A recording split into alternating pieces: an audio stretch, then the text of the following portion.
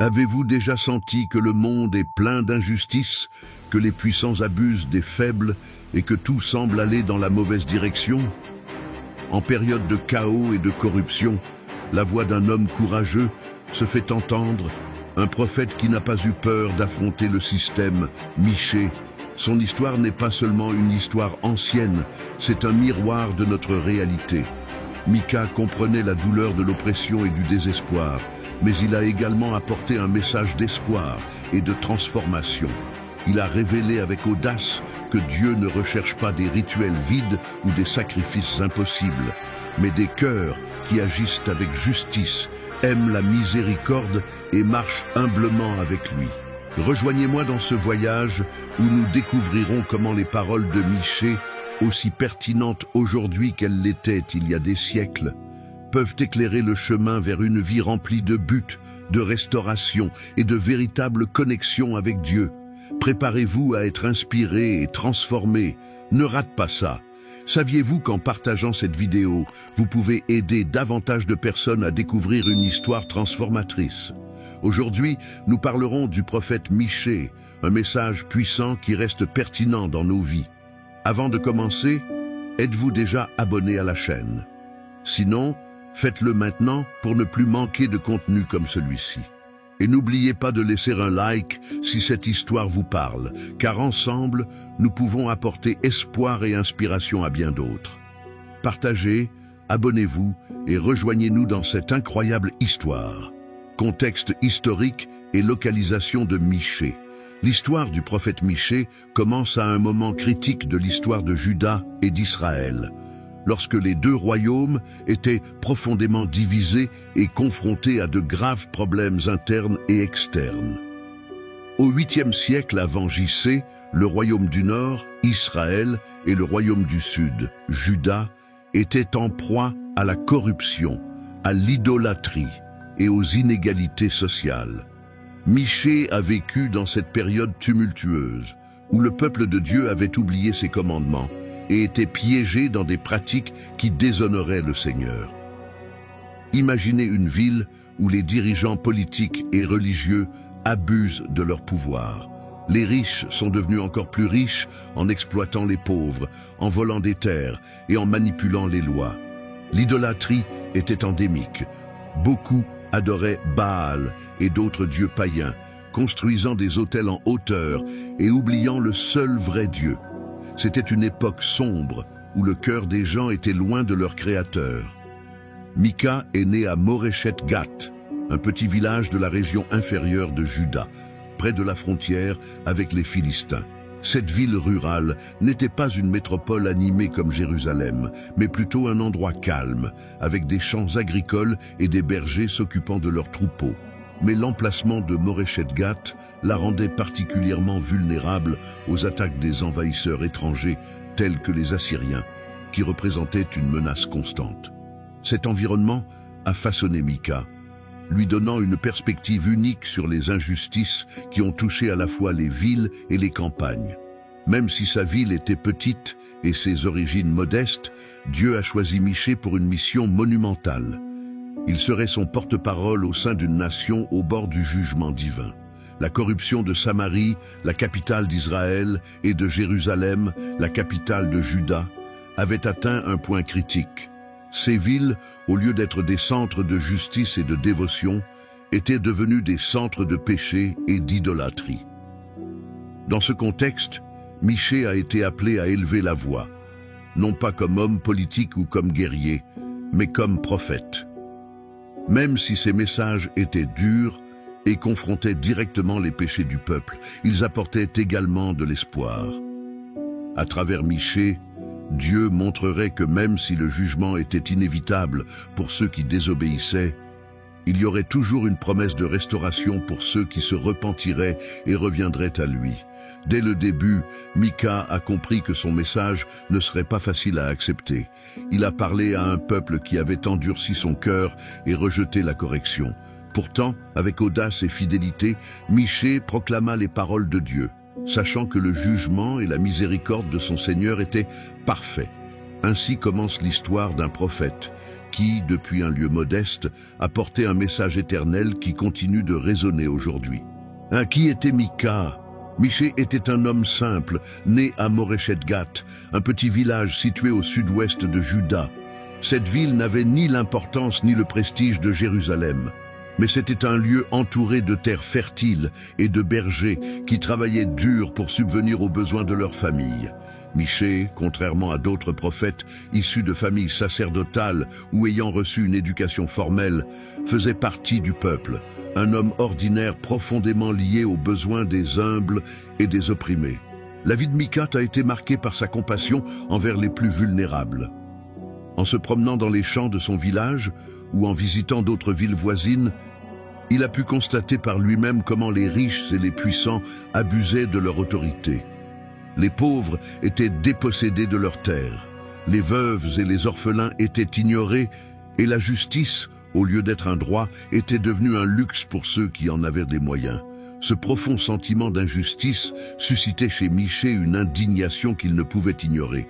Bien que Michée n'ait pas cherché à devenir prophète, Dieu l'a choisi pour apporter un message crucial à Juda et à Israël. Son appel n'était pas quelque chose de spectaculaire comme celui de Moïse avec le buisson ardent ou celui d'Isaïe avec la vision du trône céleste. Non, l'appel de Michée était simple mais puissant. Dieu a parlé à son cœur et lui a donné des paroles brûlantes de vérité et de justice. Il a compris que sa mission n'était pas seulement de dénoncer les péchés de son peuple, mais aussi d'appeler à la restauration et de lui rappeler la fidélité de Dieu. Ce qui rendait Michée unique parmi les prophètes, c'était l'attention qu'il accordait aux gens ordinaires. Alors que d'autres prophètes s'adressaient principalement aux rois et aux dirigeants, Michée adressait son message au peuple tout entier, y compris aux paysans, aux artisans et aux bergers. Il leur a rappelé que Dieu ne s'intéressait pas seulement aux grandes villes comme Jérusalem ou Samarie, mais aussi aux petites villes et à la vie quotidienne de chaque individu.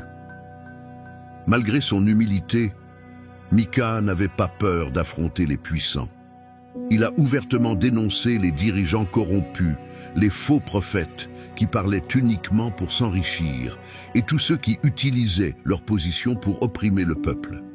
Mais son message ne s'arrête pas à la plainte.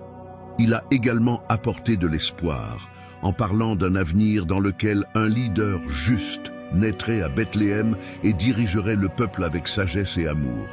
Michée, l'homme de Moreshet-Gat, est devenu une voix qui résonnait au-delà de son époque et de son lieu. Il n'était pas seulement un prophète de jugement, mais aussi un messager d'espoir et de rédemption. Sa vie nous enseigne que Dieu peut utiliser n'importe quelle personne, quelles que soient ses origines ou sa position, pour accomplir un dessein éternel. Par sa fidélité, Michée a démontré que la puissance de la vérité et de la justice de Dieu est plus forte que toute oppression ou corruption. Son héritage continue d'inspirer ceux qui cherchent à vivre une vie d'intégrité et d'obéissance à Dieu. La première prophétie d'avertissement. Imaginez une journée ordinaire dans les rues de Samarie, la capitale du royaume du Nord. Les places sont pleines de marchands vendant leurs marchandises. Les dirigeants sont dans leurs palais et profitent de banquets et les prêtres s'affairent devant les autels des faux dieux. De l'extérieur, tout ressemble à la prospérité et à l'ordre. Mais dans le cœur des gens règne l'injustice, l'égoïsme et l'oubli de Dieu. C'est dans ce contexte que surgit la voix de Mika, forte et claire, comme le tonnerre au milieu d'un ciel apparemment calme. Dieu avait appelé Michée pour apporter un message qui ne serait pas facile à entendre. Avec des paroles enflammées et une détermination inébranlable, Michée s'est levé et a proclamé le premier grand avertissement de son ministère. Sa voix résonnait non seulement en Samarie, mais aussi à Jérusalem, la capitale du royaume du Sud. Il n'a pas fait de discrimination dans son message, parce que le péché avait contaminé à la fois les dirigeants et le peuple. Michée a déclaré que le jugement de Dieu était proche. Samarie, avec son opulence et ses idoles, serait détruite. Les pierres de ses murs seront démolies et ses richesses seront dispersées, avertit. La ville qui était un symbole de force et de richesse serait réduite en ruines. Mais pourquoi? parce qu'elle avait trahi le Dieu qui l'avait béni. Ils avaient élevé des autels à Baal et à d'autres dieux, offrant des sacrifices qui déplaisaient au Seigneur, tout en ignorant la justice et la miséricorde qu'il exigeait. Le message de Michée ne s'adressait pas uniquement à Samarie. Jérusalem, la ville sainte, était également dans la ligne de mire du jugement divin. Même si les chefs religieux se vantaient de leur proximité avec Dieu, leur comportement démontrait le contraire. Au lieu de protéger les faibles et d'honorer Dieu, ils étaient devenus remplis d'avidité et d'orgueil. Michée a averti que même le temple du Seigneur ne serait pas sûr si le peuple ne se repentait pas. Les palais des rois et les maisons des riches, bâtis avec la sueur et les larmes des opprimés, seraient démolis. La prophétie de Michée était comme une épée à double tranchant. Elle coupait la fierté du peuple, mais offrait également une opportunité de changement. Il ne parle pas d'un procès arbitraire, mais d'un procès équitable. Dieu n'était pas un tyran, mais un père juste et aimant qui ne pouvait ignorer la rébellion de ses enfants. Par l'intermédiaire de Michée, Dieu leur a rappelé que le péché a toujours des conséquences, mais que la repentance peut apporter la restauration. Tandis que Michée parlait, certains écoutaient avec crainte, d'autres avec mépris. Les dirigeants se moquèrent de lui, le traitant d'agitateur, de prophète de malheur. Mais Mika ne recherchait pas la popularité. Son seul objectif était d'être fidèle à l'appel de Dieu. Il savait que son message ne serait pas bien reçu, mais il savait aussi qu'il était nécessaire. L'écho des paroles de Mika résonne encore aujourd'hui. Son avertissement ne s'adressait pas seulement à son époque, mais à toutes les générations. Cela nous rappelle que, même si la patience de Dieu est grande, nous ne pouvons pas abuser de sa miséricorde. Son jugement est un appel à revenir à lui, à abandonner l'idolâtrie et l'injustice, et à rechercher la justice, la miséricorde et l'humilité. Allons-nous réagir comme ceux qui ont endurci leur cœur ou comme ceux qui se sont repentis et ont trouvé grâce? La décision, comme au temps de Michée, nous appartient. Attends une minute. Assurez-vous que vous êtes abonné à la chaîne. C'est très simple. Il suffit de vérifier là-bas et de cliquer si ce n'est pas déjà fait. De cette façon, vous ne manquerez aucun contenu qui puisse transformer votre vie. Aussi, nous souhaitons apprendre à vous connaître. Laissez-nous un commentaire en nous disant ce que vous espérez apprendre ou ce qui vous inspire le plus sur ce sujet. Votre avis est super important pour nous. Abonnez-vous, commentez et rejoignez-nous dans cette aventure. Condamnation de l'idolâtrie et de la corruption. Mika ne pouvait pas rester silencieux face à ce qu'il voyait autour de lui. Les rues de Juda et d'Israël étaient remplies d'un spectacle désolé. Des dirigeants qui profitaient de leur pouvoir, des juges qui acceptaient des pots de vin, de faux prophètes qui proclamaient la paix uniquement pour s'enrichir, et un peuple qui adorait à la place des idoles en bois et en métal. Le Dieu vivant. Tout cela était le reflet d'une société qui avait perdu sa direction spirituelle. D'une voix ferme et empreinte d'une sainte indignation, Michée commença à dénoncer les pratiques corrompues qui détruisaient le tissu moral de la nation. Ses paroles n'étaient ni douces ni accommodantes. Il a directement accusé les dirigeants d'être comme des prédateurs qui dévoraient leur propre peuple. Ils arrachent la peau de mon peuple et déchirent sa chair en morceaux, a-t-il proclamé, dressant une image choquante du niveau d'exploitation auquel étaient parvenus les puissants. Mais les responsables civils ne sont pas les seuls à en être responsables. Les prophètes, ceux qui auraient dû être la voix de Dieu, étaient également corrompus. Moyennant un certain prix, ils ont proclamé des messages qui plaisaient aux riches et aux puissants, ignorant complètement la justice et la vérité.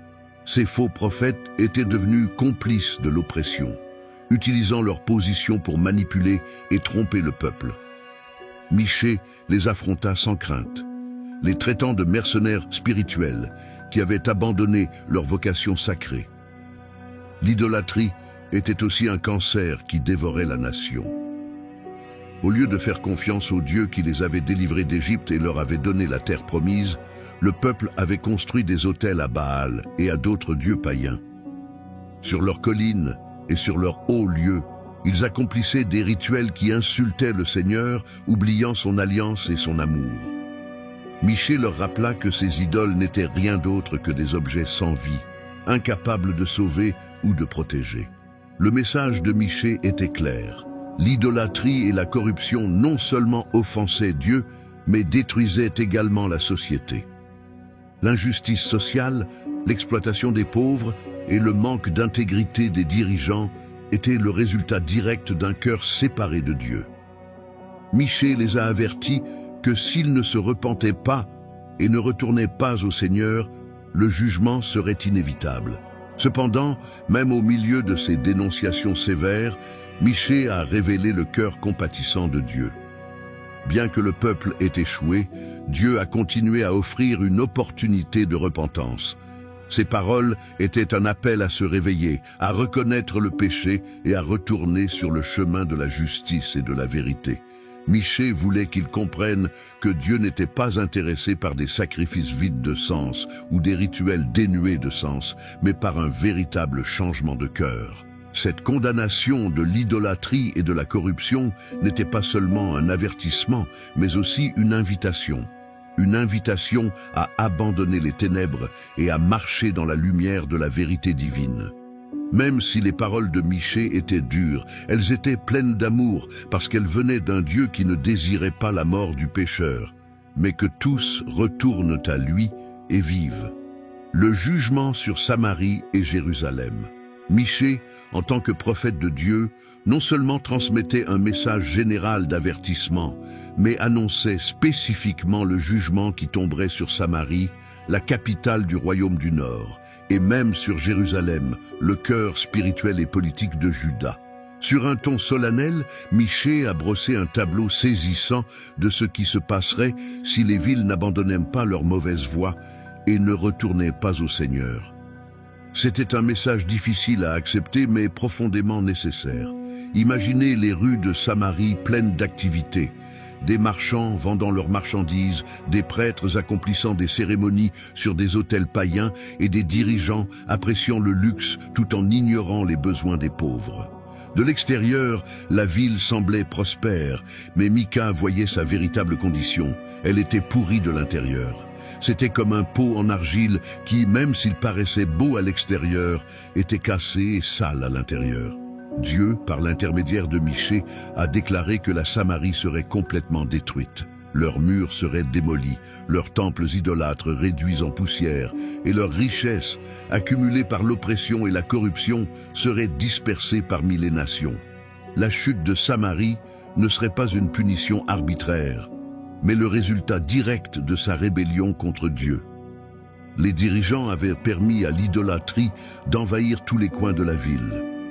Le peuple adorait des images taillées et offrait des sacrifices sur les hauts lieux, oubliant le Dieu qui les avait sauvés et établis comme son peuple. La prophétie de Michée condamnait non seulement ces actes, mais révélait également le lien entre l'idolâtrie et l'injustice.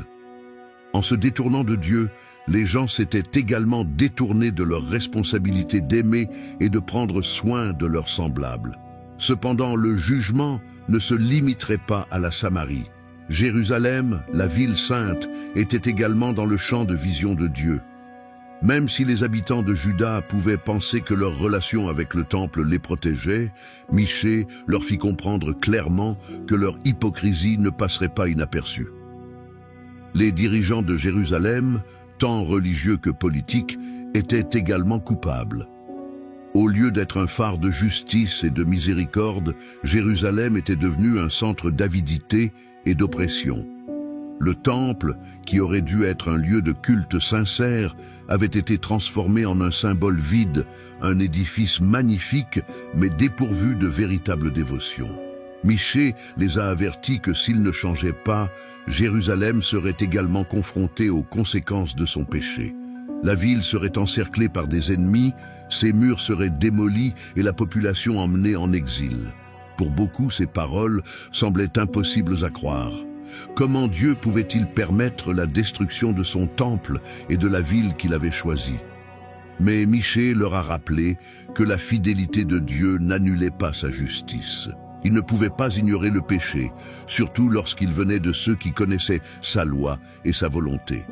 La prophétie de Michée n'était pas seulement un avertissement, mais aussi un rappel du caractère de Dieu. Même si le jugement était inévitable, s'ils persistaient dans leur rébellion, il y avait encore de l'espoir pour ceux qui se repentaient. Dieu ne voulait pas détruire, mais restaurer. Michée ne se lasse jamais de souligner que le Seigneur est lent à la colère et abondant en miséricorde, mais aussi juste et saint. Le jugement sur Samarie et Jérusalem était un appel urgent à la réflexion et au changement. Les paroles de Michée résonnent encore aujourd'hui, nous rappelant que le péché a des conséquences, mais que Dieu offre toujours une opportunité de repentance. La question à laquelle sont confrontés la Samarie et Jérusalem est la même que celle à laquelle nous sommes confrontés. Entendrons-nous la voix de Dieu avant qu'il ne soit trop tard? Accusation contre les dirigeants et les faux prophètes. Michée, avec un courage impressionnant, n'a pas hésité à désigner directement les responsables du déclin moral et spirituel de la nation. Les dirigeants corrompus et les faux prophètes.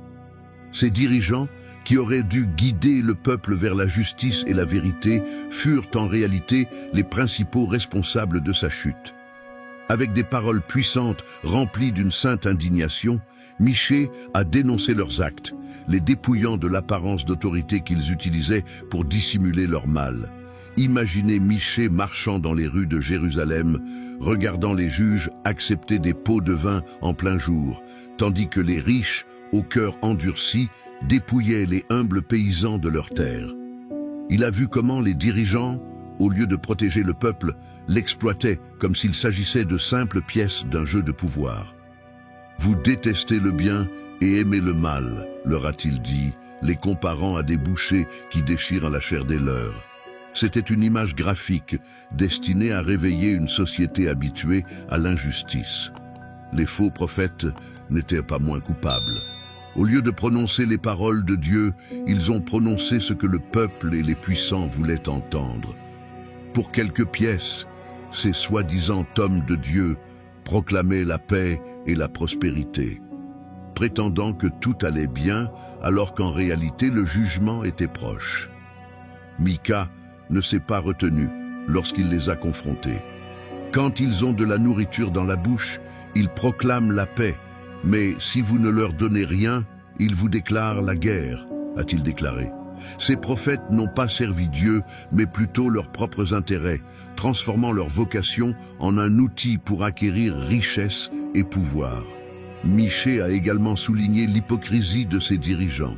Ils construisirent des palais et des maisons luxueuses à cause des souffrances des pauvres, utilisèrent le temple comme bouclier, croyant que leur apparence de religiosité les protégerait, et organisèrent des rituels élaborés alors que leur cœur était loin de Dieu.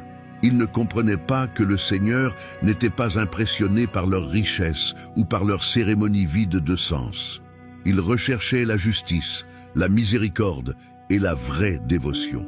Le message de Michée était clair, Dieu ne tolérerait pas indéfiniment cette corruption. À cause de lui, Sion sera labouré comme un champ et Jérusalem deviendra un monceau de ruines, a-t-il prévenu. Les actions des dirigeants ont non seulement détruit le peuple, mais ont également profané le nom de Dieu parmi les nations. Leur comportement était une trahison directe de l'alliance que Dieu avait conclue avec Israël. Mais même au milieu de cette forte dénonciation, Michée n'a pas cessé d'offrir de l'espoir. Son message était un appel à la repentance, une opportunité pour ses dirigeants de changer leur voie et de revenir à Dieu. « Que vous demande le Seigneur ?» Swing, leur a-t-il rappelé, que vous pratiquiez la justice, que vous aimiez la miséricorde et que vous marchiez humblement avec votre Dieu. Même si le jugement était certain, s'ils persistaient dans leurs péchés, Michée voulait qu'ils comprennent que le Seigneur était toujours prêt à pardonner à ceux qui se tournaient vers lui avec sincérité. Cette confrontation de Michée contre les dirigeants et les faux prophètes n'était pas seulement une critique politique ou sociale, c'était une déclaration de la justice de Dieu. Ces paroles nous rappellent que les dirigeants ont une grande responsabilité devant le Seigneur et que la corruption et les abus ne restent jamais sans réponse. Aujourd'hui, comme à l'époque de Michée, Dieu continue de rechercher des dirigeants qui agissent avec intégrité et guident son peuple sur les chemins de la justice et de la vérité. Assurez-vous que vous êtes abonné à la chaîne. C'est très simple, il suffit de vérifier là-bas et de cliquer si ce n'est pas déjà fait. De cette façon, vous ne manquerez aucun contenu qui puisse transformer votre vie. Aussi, nous souhaitons apprendre à vous connaître. Laissez-nous un commentaire en nous disant ce que vous espérez apprendre ou ce qui vous inspire le plus sur ce sujet. Votre avis est super important pour nous. La vision du futur de Jérusalem. Après avoir délivré des messages forts de jugement et d'avertissement, Michée, en tant que véritable prophète de Dieu, n'a pas laissé le peuple sans espoir. Parmi les ombres de la condamnation, une vision lumineuse a émergé, une promesse qui a éclairé l'avenir. Avec des paroles pleines de réconfort et d'anticipation, Michée a parlé d'une époque où Jérusalem, la ville qui allait être détruite à cause de son péché, serait restaurée et élevée à une gloire encore plus grande. Imaginez une scène où le prophète, debout sur une colline, montre l'avenir avec ses yeux pleins d'espoir. Sa voix a résonné non seulement auprès de sa génération, mais aussi auprès de tous ceux qui suivront.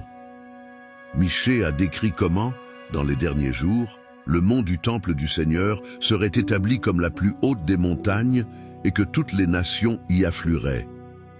Cette montagne ne serait pas un simple lieu géographique. Cela représentait l'exaltation du vrai culte et de la justice divine. Beaucoup de gens viendront, dit Michée, et diront « Venez, montons à la montagne de l'Éternel, à la maison du Dieu de Jacob ».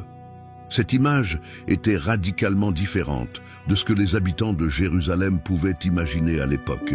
Au lieu d'une ville détruite et d'un temple profané, Michée a vu un endroit où la sagesse de Dieu serait recherchée par toutes les nations. Les peuples du monde apprendraient les voies du Seigneur, cherchant à vivre sous sa justice et sa paix. Micah a poursuivi en décrivant comment cet avenir apporterait une véritable paix, une paix que les armes et la force ne pourraient jamais instaurer. Il jugera entre de nombreux peuples et résoudra les différends entre nations puissantes, proclame-t-il. Les épées seraient transformées en charrues et les lances en faucilles. Les images étaient claires et émouvantes. Les instruments de guerre allèrent devenir des outils de vie et de prospérité. Aucune nation ne lèverait l'épée contre une autre et ne s'entraînerait plus jamais à la guerre. Cette vision n'était pas seulement un message de réconfort, mais un appel à une espérance active. Michée montrait que même si le présent était plein de corruption et de jugement, l'avenir était entre les mains d'un Dieu qui rachèterait son peuple et restaurerait son objectif. Jérusalem, qui serait humiliée, serait également exaltée, non pas à cause de sa propre force, mais parce que Dieu remplirait son alliance d'amour et de fidélité. Pour ceux qui écoutaient, ces paroles étaient comme l'eau dans un désert. Ils leur ont rappelé que le jugement n'était pas la fin, mais un pas vers le renouveau. Dieu n'avait pas abandonné son peuple. Il œuvrait pour créer un avenir où sa présence remplirait le pays et où tout le monde vivrait en harmonie sous son règne. La vision de Michée nous invite à regarder au-delà de nos circonstances actuelles et à faire confiance au plan rédempteur de Dieu. Cela nous rappelle que, même si nous sommes confrontés à des temps d'obscurité et d'épreuves, Dieu a préparé un avenir glorieux pour ceux qui lui restent fidèles. Ce message continue de résonner aujourd'hui, nous mettant au défi de vivre avec espérance, sachant que Dieu a promis de le faire. Restaurer Jérusalem est celui-là même qui promet de racheter nos vies et le monde entier. La promesse du Messie. Parmi les visions de jugement et de restauration partagées par Michée, l'une des prophéties les plus significatives et pleines d'espoir était la promesse du Messie. Ce message ne parlait pas seulement de la rédemption d'Israël, mais aussi d'un plan divin qui changerait à jamais le destin de l'humanité. Avec des mots simples mais profonds, Michée révèle un détail étonnant. Le Sauveur, le Roi éternel, naîtrait dans un lieu humble, à Bethléem. Imaginez la surprise des auditeurs lorsque Mika a mentionné ce petit village. Bethléem, qui n'était qu'un point sur la carte, n'avait pas la grandeur de Jérusalem ni l'influence de Samarie. Cependant, le prophète a déclaré « Mais toi, Bethléem Ephrata, bien que tu sois petite parmi les clans de Juda, de toi viendra celui qui régnera sur Israël, dont les origines remontent aux temps anciens, aux temps éternels. » Ces mots défiaient la logique humaine. Comment le Sauveur du monde a-t-il pu venir d'un endroit aussi insignifiant? Michée montrait clairement que le plan de Dieu ne dépendait pas de la grandeur terrestre. Le Messie ne serait pas un dirigeant arrogant ou un conquérant avide de pouvoir, mais un berger qui guiderait son peuple avec tendresse et justice. Ce roi serait différent de tous ceux qu'Israël avait connus. Même si les rois humains avaient échoué à plusieurs reprises, ce dirigeant serait parfait, fidèle et éternel. Le prophète a également parlé de l'impact qu'aurait ce Messie. Il se tiendra debout et paîtra dans la puissance du Seigneur, dans la majesté du nom du Seigneur leur Dieu. Et ils vivront en sécurité, car sa grandeur atteindra les extrémités de la terre. Ce n'était pas seulement une promesse faite à Israël, mais à toutes les nations. Le Messie n'apporterait pas une paix temporaire, mais une paix durable qui atteindrait tous les coins du monde. Michée a décrit le Messie comme celui qui apporte la paix. Dans un monde plein de guerres et de divisions, cette prophétie était comme un rayon de lumière dans les ténèbres. Les gens qui vivaient dans la peur, entourés d'ennemis, ont trouvé dans ces paroles une promesse de sécurité et de restauration. Mais c'était aussi un appel à la foi. Ce ne serait pas un acte immédiat, ni quelque chose qu'ils pourraient réaliser eux-mêmes. Cela dépendait entièrement du plan parfait de Dieu. Cette promesse du Messie est devenue l'une des prophéties les plus appréciées des Écritures, un rappel constant que Dieu n'avait pas oublié son peuple. Malgré leurs échecs et leurs péchés, il préparait la voie à leur rédemption. Depuis Michée, chaque génération attendait avec impatience l'accomplissement de ces paroles, confiante que le Seigneur accomplirait sa promesse au moment parfait. Et des siècles plus tard, ces paroles se sont réalisées. À Bethléem, par une nuit calme, est né le Sauveur du monde, Jésus. Les paroles de Michée, si hardiment proclamées à une époque de chaos, trouvèrent leur accomplissement dans l'humble crèche où commença l'histoire de la rédemption.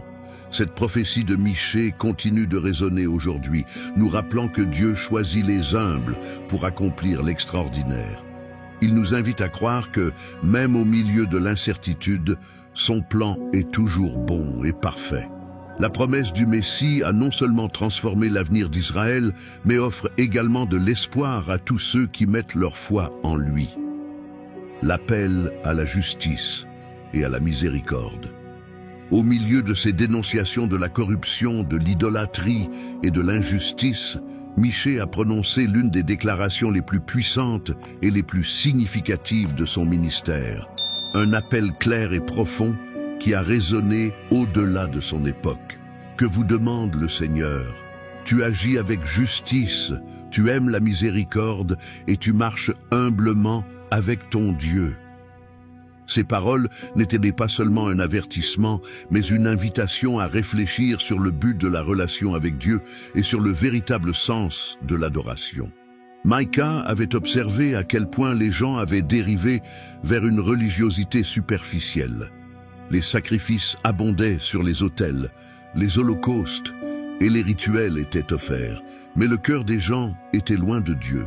Ils croyaient qu'ils pouvaient acquérir la faveur divine avec de grandes offrandes, allant même jusqu'à envisager des sacrifices extrêmes, comme donner leurs propres enfants, ce que Michée condamnait fermement. Mais Dieu ne s'intéressait pas aux cérémonies vides de sens, ni aux gestes spectaculaires. Il cherchait quelque chose de bien plus profond, un changement d'avis. L'appel à la justice de Michée était un défi direct lancé aux dirigeants et au peuple. Agir avec justice signifiait plus que simplement éviter le mal. Cela exigeait activement de faire la bonne chose. Il s'agissait de protéger les faibles, de défendre les opprimés et de garantir que les lois soient appliquées équitablement à tous. Dans une société où les puissants exploitaient les pauvres et où les juges vendaient leurs décisions aux plus offrants, Cet appel était révolutionnaire. La miséricorde aimante était un autre aspect central du message de Michée. Il ne s'agissait pas seulement de faire preuve de compassion dans des moments isolés, mais d'adopter un style de vie marqué par la bienveillance et l'empathie envers les autres. Michée savait qu'un cœur endurci envers les autres reflétait un cœur éloigné de Dieu. Aimer la miséricorde signifiait traiter les autres comme Dieu traite son peuple, avec grâce, pardon et amour inconditionnel. Enfin, Michée parle de marcher humblement avec Dieu. Cette simple phrase contient une vérité profonde. Marcher avec Dieu est une relation quotidienne, un chemin constant de dépendance et d'obéissance. Ici, l'humilité n'est pas une faiblesse, mais une volonté de reconnaître notre besoin de Dieu, de soumettre notre volonté à la sienne et de vivre une vie qui reflète son caractère. Contrairement à l'arrogance des dirigeants corrompus et à l'autosuffisance du peuple, Michée a appelé à une marche qui reconnaisse la souveraineté de Dieu dans tous les domaines de la vie. Cet appel à la justice, à la miséricorde et à l'humilité était à la fois un reproche et un espoir. Il leur a rappelé que même s'ils avaient échoué dans leur relation avec Dieu et entre eux, il y avait encore un chemin de retour. Ils n'avaient pas besoin d'accomplir de grands actes pour gagner la faveur de Dieu. Ce qu'ils voulaient, c'était un cœur sincère et une vie transformée par son amour. Aujourd'hui, les paroles de Micah continuent de nous interpeller. Dans un monde plein d'inégalités, d'égoïsme et d'orgueil, l'appel à agir avec justice, à aimer la miséricorde et à marcher humblement avec Dieu reste aussi pertinent qu'il l'était en son temps. Il nous invite à examiner nos vies, à aligner nos actions sur notre foi et à vivre d'une manière qui reflète le caractère du Dieu que nous servons. Ce message nous confronte non seulement, mais nous inspire également à être des agents de changement dans nos communautés, apportant la lumière et l'amour de Dieu à un monde dans le besoin. Le contraste entre jugement et espoir. La prophétie de Michée est un voyage constant entre deux réalités, le jugement imminent qui tombera sur le peuple à cause de ses péchés et l'espérance glorieuse d'une restauration future par la miséricorde de Dieu. Ce contraste n'était pas une contradiction, mais un reflet du caractère de Dieu, juste dans son jugement et abondant dans son amour. D'une part, Micah n'a pas mâché ses mots pour décrire le procès. Ces images étaient dures et déchirantes, des villes démolies, des champs désolés et un peuple contraint à l'exil. Samarie et Jérusalem, centres de pouvoir et de culte, seraient réduites en ruines. Pour leurs péchés, ils seront labourés comme un champ, a prévenu le prophète, précisant que même les lieux les plus sacrés ne seraient pas exemptés de la discipline divine. Ce jugement n'était ni impulsif ni injuste.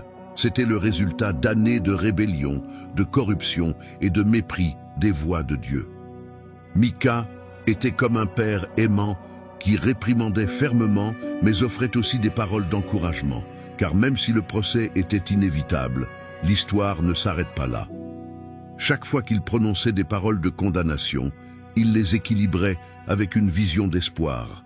Il y avait un avenir promis dans lequel Dieu rassemblerait son peuple comme un berger rassemblant ses brebis dispersées. Michée a vu une époque où les nations s'approcheraient de Jérusalem, non pas pour la conquérir, mais pour apprendre les voies du Seigneur. Ce contraste entre jugement et espérance était une invitation au repentir. Michée a non seulement annoncé ce qui allait se passer, mais il a également donné au peuple l'opportunité de changer. Il leur a rappelé que Dieu ne se plaisait pas à punir, mais à restaurer. Même les paroles de jugement les plus dures étaient imprégnées du désir de voir son peuple revenir à lui avec un cœur sincère. Dans ce contraste, Michée a également révélé la souveraineté de Dieu. Même si les nations voisines étaient des instruments de jugement, Dieu était aux commandes. Et, de la même manière, c'est lui qui apporterait la restauration. Ce message d'espoir n'était pas une consolation bon marché, c'était une promesse sûre basée sur le caractère fidèle de Dieu. Michée a offert des images puissantes de cet avenir restauré. Il y avait des visions de paix où les épées seraient transformées en socs de charrue et les lances en faucilles. Les gens vivraient en sécurité sous leurs propres vignes et figuiers, sans aucune crainte. Cette image était radicalement opposée au chaos et à la violence auxquels la population était confrontée à cette époque. C'était un rappel que le but ultime de Dieu n'était pas de détruire, mais de renouveler. Pour les auditeurs de Mika, ce contraste était à la fois terrifiant et plein d'espoir. Cela leur a fait prendre conscience de la gravité de leurs péchés, mais cela leur a aussi donné une raison d'espérer. Aujourd'hui, ce message est toujours d'actualité. Cela nous rappelle que, même si nous sommes confrontés aux conséquences de nos actes, Dieu a toujours un plan de rédemption. Le jugement n'est pas la fin, c'est le chemin vers un plus grand espoir. Dans le contraste entre jugement et espérance, nous voyons le cœur d'un Dieu qui n'abandonne jamais son peuple, mais qui travaille constamment à lui redonner son objectif originel. Assurez-vous que vous êtes abonné à la chaîne. C'est très simple. Il suffit de vérifier là-bas et de cliquer si ce n'est pas déjà fait. De cette façon, vous ne manquerez aucun contenu qui puisse transformer votre vie. Aussi, nous souhaitons apprendre à vous connaître. Laissez-nous un commentaire en nous disant ce que vous espérez apprendre ou ce qui vous inspire le plus sur ce sujet. Votre avis est super important pour nous.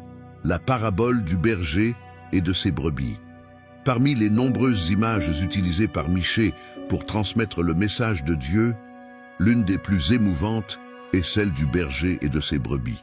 À une époque où l'agriculture et l'élevage faisaient partie intégrante de la vie quotidienne, cette métaphore touchait le cœur des gens, les reliant d'une manière simple mais puissante à une profonde vérité spirituelle. Michée a décrit Dieu comme un berger aimant qui rassemble ses brebis dispersées.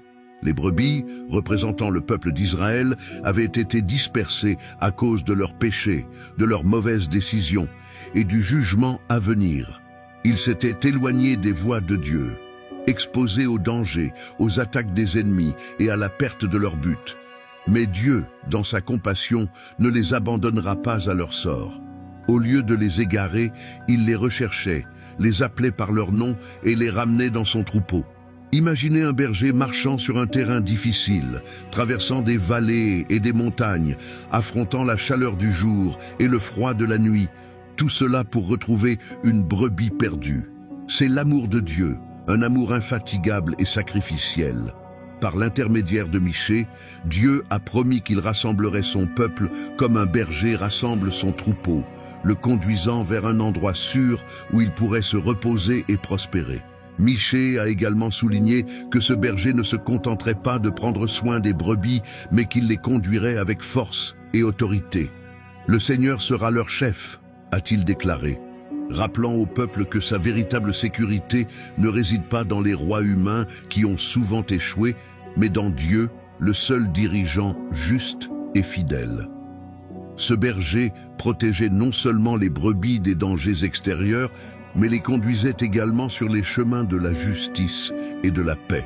Le message de la parabole du berger et de ses brebis apportait non seulement du réconfort, mais aussi de l'espoir pour l'avenir.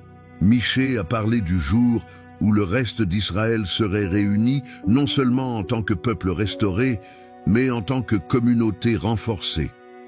Ils seront comme un troupeau dans un pâturage fertile, a-t-il déclaré, dressant un tableau d'abondance, de sécurité et de soins divins.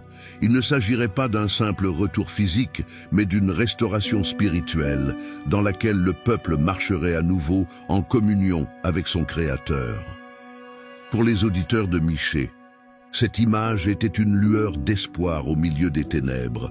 Même s'ils étaient sur le point d'être jugés et exilés, ils pouvaient garder la promesse que Dieu ne les oublierait pas. Il serait lui-même leur berger, les recherchant, prenant soin d'eux et les ramenant à un lieu de plénitude. Aujourd'hui, cette parabole continue de résonner avec force. Cela nous rappelle que, même si nous nous éloignons de Dieu, il est toujours prêt à nous chercher et à nous ramener. Son amour ne dépend pas de nos actions, mais de son caractère. Il est le bon berger qui n'abandonne jamais ses brebis. Et sa promesse de soins et de restauration reste aussi réelle aujourd'hui qu'elle l'était à l'époque de Michée. La réponse du peuple est sa résistance. Lorsque Michée proclamait le message de Dieu, sa voix ne parvenait pas toujours à trouver des cœurs réceptifs. Au lieu de se repentir et de se tourner vers le Seigneur, beaucoup en Juda et en Israël ont résisté à son message. La réponse du peuple reflétait leur orgueil, leur incrédulité et leur attachement à une vie de péché. Cette résistance n'était pas surprenante, mais elle était douloureuse, tant pour le prophète que pour le Dieu qui l'avait envoyé. Imaginez Michée debout sur une place, déclarant hardiment les paroles du Seigneur. Ses avertissements concernant le jugement et son appel à la repentance ont résonné dans les rues. Cependant, tandis que certains l'écoutaient avec crainte, d'autres le méprisaient. Les dirigeants, surtout, ont rejeté ses propos avec dérision. Les dirigeants, à l'aise dans leur richesse et leur pouvoir, ne voulaient pas entendre que leurs actions conduiraient à leur destruction. Pour eux, Mika n'était qu'un fauteur de troubles, un prophète pessimiste qui ne comprenait pas comment fonctionnaient les choses réelles. Les faux prophètes, quant à eux, contredisaient ouvertement Michée. Ils ont proclamé la paix et la prospérité, assurant au peuple qu'il n'y avait aucune raison de s'inquiéter. « Le Seigneur est avec nous », disaient-ils, même si leur vie était pleine de corruption. Ces prophètes étaient populaires parce qu'ils disaient ce que les gens voulaient entendre. Mika, en revanche, disait la vérité, et cette vérité était inconfortable. Les gens ordinaires n'étaient pas non plus innocents. Beaucoup étaient tombés dans l'idolâtrie, adoraient de faux dieux et participaient à des rituels offensants pour le Seigneur. D'autres étaient tellement coincés dans la routine de leur vie qu'ils ne voyaient pas la nécessité de changer. Ils pensaient que leurs sacrifices et leurs offrandes suffisaient à rendre Dieu heureux, sans comprendre que ce qu'ils voulaient était un véritable changement de cœur. Mika a affronté cette résistance avec un mélange de douleur et de détermination. Ce n'était pas facile pour lui de voir comment son peuple rejetait le message que Dieu lui avait confié. Pour autant, il ne s'est pas découragé. Il savait qu'il n'était pas appelé à être populaire, mais fidèle. Chaque fois qu'il faisait face à une opposition, il trouvait de la force dans sa relation avec Dieu, confiant que son message, bien que rejeté par beaucoup, parviendrait à ceux dont le cœur était prêt à l'entendre. Au milieu de la résistance, il y en a aussi qui ont répondu à l'appel. Un reste fidèle, bien que petit, a entendu les paroles de Michée et a commencé à chercher sincèrement le Seigneur. Ce petit nombre est devenu la graine de l'espoir pour l'avenir, le groupe que Dieu préserverait même au milieu du jugement. La réponse du peuple à Michée nous rappelle que le message de Dieu remet souvent en question notre orgueil et nous confronte au besoin de changement. Aujourd'hui comme hier, nous sommes confrontés au même choix. Nous pouvons résister à la vérité, en nous accrochant à notre propre mode de vie, où nous pouvons écouter avec humilité, en permettant à Dieu de transformer nos cœurs. La résistance du peuple n'a pas annulé la fidélité de Dieu, et son message continue de résonner comme une invitation à tous ceux qui sont prêts à l'écouter. L'appel au renouveau spirituel. À une époque où le peuple était embourbé dans l'idolâtrie, la corruption et l'injustice, Michée a lancé un appel clair et puissant au renouveau spirituel. Il ne s'agit pas seulement d'abandonner les mauvaises pratiques. C'était un appel à transformer le cœur, à retourner à Dieu avec sincérité et à vivre une vie qui reflète sa justice et sa miséricorde. Imaginez Michée debout, entouré d'une foule qui l'écoute attentivement, mais aussi avec des doutes sur les visages. Beaucoup d'entre eux étaient coincés dans une routine spirituelle vide. Ils offraient des sacrifices, accomplissaient des rituels, mais leur cœur était loin du Seigneur. Ils croyaient qu'en suivant certaines traditions extérieures, ils pourraient gagner la faveur de Dieu, ignorant ce qu'ils voulaient réellement, une relation authentique. « Avec quoi dois-je me présenter devant le Seigneur ?» demanda Michée en se mettant à la place du peuple. « Dois-je me prosterner devant le Dieu très haut avec des holocaustes et des veaux d'un an? L'Éternel sera-t-il satisfait de milliers de béliers et de fleuves d'huile ?» Ces questions résonnaient dans le cœur de ceux qui l'écoutaient, car elles reflétaient sa mauvaise approche de l'adoration. Il a même posé une idée extrême. Dois-je offrir mon premier-né pour ma transgression? Mais la réponse était claire. Dieu ne recherchait pas de sacrifices coûteux ni de gestes dramatiques. Michée a résumé ce que Dieu voulait vraiment dans une déclaration aussi simple que profonde. Il t'a montré, ô homme, ce qui est bon. Et qu'est-ce que le Seigneur exige de toi, avec ton Dieu? Cette réponse contrastait radicalement avec la religiosité creuse de l'époque. Au lieu de cérémonies superficielles, Dieu a demandé une transformation intérieure qui se reflèterait dans la vie quotidienne. Agir avec justice signifiait vivre honnêtement, traiter les autres équitablement et défendre les opprimés. Dans une société où les puissants exploitèrent les faibles et où les juges acceptèrent des pots de vin, cet appel constituait une confrontation directe avec le système corrompu. La miséricorde aimante allait au-delà de la simple gentillesse. C'était un appel à pratiquer l'amour actif, à faire preuve de compassion et de pardon, même lorsque cela n'était pas mérité. Et marcher humblement avec Dieu exigeait une dépendance constante et une relation personnelle avec lui, reconnaissant sa souveraineté et recherchant sa volonté dans chaque décision. L'appel de Micah n'était pas seulement un avertissement, mais une invitation. Il leur a rappelé que la relation avec Dieu ne reposait pas sur des règles compliquées ou des sacrifices impossibles, mais sur un engagement sincère qui transformait la manière de vivre. C'était l'occasion de laisser le péché derrière soi et de retourner dans les bras d'un Dieu prêt à pardonner et à restaurer. Cette invitation au renouveau spirituel reste d'actualité aujourd'hui. Dans un monde plein de distractions, où il est facile de tomber dans une spiritualité superficielle, les paroles de Michée nous appellent à approfondir notre relation avec Dieu.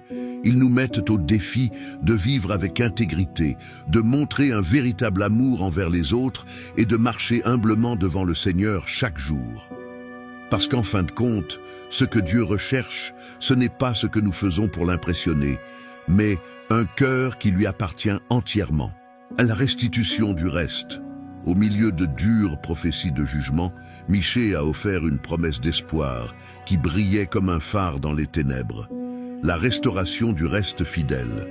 Ce groupe, bien que petit, serait préservé par Dieu et, à travers eux, la nation d'Israël trouverait un nouveau départ. C'était un message profondément encourageant, démontrant la fidélité inébranlable de Dieu envers son peuple, même dans les moments les plus sombres. Michée décrit le reste comme un groupe dispersé par le jugement et l'oppression. C'étaient les brebis dispersées dans la vallée, vulnérables et sans berger pour les guider. Mais Dieu ne les oublierait pas. Dans des paroles pleines de réconfort, le prophète a déclaré que le Seigneur rassemblerait ce reste, comme un berger cherchant chacune de ses brebis perdues et les ramenant au bercail. « Je les rassemblerai », proclama Michée au nom du Seigneur, comme un troupeau est rassemblé dans un pâturage. Cette image évocatrice dressait un tableau de soins et de protection divin. Peu importe à quelle distance ils se trouvaient, à quel point ils étaient dispersés, Dieu les chercherait et les ramènerait. Pour un peuple confronté à l'exil et à la perte, cette promesse était un point d'ancrage pour son espoir. La restitution ne serait pas seulement un retour physique à leur terre, mais aussi un renouveau spirituel. Le reste serait rétabli dans une relation complète avec Dieu. Michée a parlé d'un avenir dans lequel ce groupe, fortifié par sa foi, deviendrait une nation puissante. Le Seigneur régnera désormais sur eux sur le mont Sion pour toujours. Ces paroles faisaient allusion non seulement à la restauration d'Israël, mais aussi à un royaume éternel gouverné par la justice et la paix de Dieu. Michée a également souligné que cette restitution ne profitait pas uniquement à Israël. Grâce au reste, toutes les nations seraient bénies. Il s'agissait d'une vision qui transcendait les frontières, montrant que le plan de Dieu ne se limitait pas à un seul peuple, mais englobait toute l'humanité. Le reste serait un témoignage vivant de la puissance et de la miséricorde de Dieu, attirant les autres à lui. Cependant, cette promesse s'est accompagnée d'un défi. Le reste ne serait pas simplement un groupe qui aurait survécu, ce seraient des personnes transformées, Dieu ne cherchait pas à restaurer une nation qui poursuivait ses anciennes voies d'idolâtrie et de corruption. Il recherchait un peuple qui vivait dans la justice, aimant la miséricorde et marchant humblement avec son Dieu. La restitution n'est pas seulement un cadeau, mais aussi une responsabilité. Aujourd'hui, le message de Michée sur la restitution du reste d'actualité. Cela nous rappelle que même dans nos moments les plus difficiles, Dieu ne nous abandonne jamais. Il a toujours un plan pour nous restaurer, non seulement à notre ancien état, mais à quelque chose d'encore meilleur. Cet appel à faire partie du reste est une invitation à vivre une vie de foi et d'obéissance, confiant que Dieu tiendra ses promesses et nous guidera vers un avenir plein d'espoir et de but. L'héritage de Michée. L'histoire du prophète Michée ne s'arrête pas à ses paroles de jugement et d'espoir. Son héritage transcende son époque et continue de résonner à travers les siècles. Même si Michée a vécu à une époque de crise spirituelle et sociale, son message est devenu un phare de vérité pour les générations futures. Cet héritage est une combinaison de son courage à proclamer la justice, de sa détermination à dénoncer le péché et de sa vision profonde d'un avenir dans lequel Dieu restaurerait son peuple. Imaginez Mika, un homme simple de Moresset-Gat, affrontant les puissants de son temps, dirigeants politiques et religieux, sans craindre les conséquences. Il ne cherchait pas l'approbation des hommes, mais plutôt la fidélité à Dieu. Ce courage est l'un des aspects les plus marquants de son héritage. Il nous enseigne que lorsque nous sommes appelés par Dieu, nous devons dire la vérité, même si cela implique d'affronter l'opposition. Son exemple inspire tous ceux qui cherchent à défendre la justice et la vérité dans un monde plein d'injustices. Un autre aspect de l'héritage de Michée est l'accent qu'il met sur ce qui compte vraiment dans la relation avec Dieu. Ses paroles dans Michée 6:8 « Agissez avec justice, aimez la miséricorde et marchez humblement avec votre Dieu » ont été un rappel constant de ce que Dieu attend de nous. Ce verset est devenu l'une des déclarations les plus mémorables de la Bible, résumant en quelques mots l'appel de Dieu à une vie d'intégrité et de dévotion sincère. L'impact de Mika ne s'est pas limité à son époque. Des siècles plus tard, ses prophéties sur la naissance du Messie à Bethléem se sont étonnamment réalisées avec la naissance de Jésus. Cet accomplissement a non seulement confirmé la véracité de ses paroles, mais a également souligné que le plan de Dieu est éternel et que Michée a joué un rôle déterminant dans la révélation de ce plan. Chaque fois que nous célébrons la naissance de Jésus, nous nous souvenons des paroles de Michée et de la façon dont Dieu a utilisé ce prophète pour annoncer l'événement le plus important de l'histoire. L'héritage de Michée comprend également son espoir inébranlable dans la restauration de Dieu. Même s'il parlait de jugement, il n'a jamais perdu de vue la miséricorde et l'amour de Dieu. Sa vision d'un avenir où les nations se rassembleraient pour adorer le Seigneur et où la paix prévaudrait reste une source d'inspiration pour tous ceux qui recherchent un monde meilleur. Cela nous rappelle que même si nous sommes confrontés à des temps sombres, Dieu a toujours un dessein et un plan de rédemption plus ambitieux. Aujourd'hui, l'héritage de Michée nous met au défi de vivre avec audace, de dire la vérité et de marcher dans l'obéissance à Dieu. Cela nous rappelle que même si nous sommes petits par rapport à la grandeur de Dieu, il peut nous utiliser pour accomplir ses desseins éternels. En réfléchissant à la vie et aux paroles de Michée, nous sommes encouragés à rechercher la justice, à pratiquer la miséricorde et à entretenir une relation humble et sincère avec le Seigneur. Son héritage n'est pas seulement un témoignage de la puissance de la fidélité à Dieu, mais aussi une invitation à faire partie de son projet de transformation du monde. Merci de nous avoir rejoints. Si cette histoire du prophète Michée a touché votre cœur, nous vous invitons à partager ce message avec vos amis et votre famille. Ce faisant, vous pouvez faire partie de quelque chose de plus grand, apportant espoir et transformation à de nombreuses vies. N'oubliez pas de vous abonner à la chaîne pour continuer à apprendre des histoires qui inspirent et transforment. Laissez-nous un like si ce contenu vous a impacté et dites-nous dans les commentaires Qu'avez-vous appris aujourd'hui? Rendez-vous dans la prochaine vidéo. Ensemble, nous continuons à grandir dans la foi et dans le but.